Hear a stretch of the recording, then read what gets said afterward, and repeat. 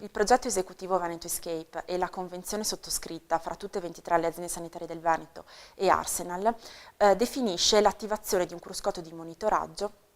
uno strumento che deve aggregare e visualizzare i volumi di produzione dei servizi di dematerializzazione attivati in ciascuna azienda sanitaria grazie al progetto Veneto Escape. Grazie a tale servizio si ha a disposizione uno strumento sovraziendale che permette l'alimentazione automatica di alcuni indicatori di progetto, così come stabiliti da DigitPA, ed è anche uno strumento a disposizione di ogni singola azienda sanitaria per capire il livello di digitalizzazione raggiunto con l'attivazione dei servizi di Veneto Escape. La raccolta di tali dati permetterà di sviluppare alcuni report statistici e di comporre le valutazioni di impatto dell'implementazione dei servizi di Veneto Escape, così come richiesti per la chiusura del progetto 22 dicembre 2012, da portare come evidenza oggettiva ai cofinanziatori di progetto Regione del Veneto e DigitPA.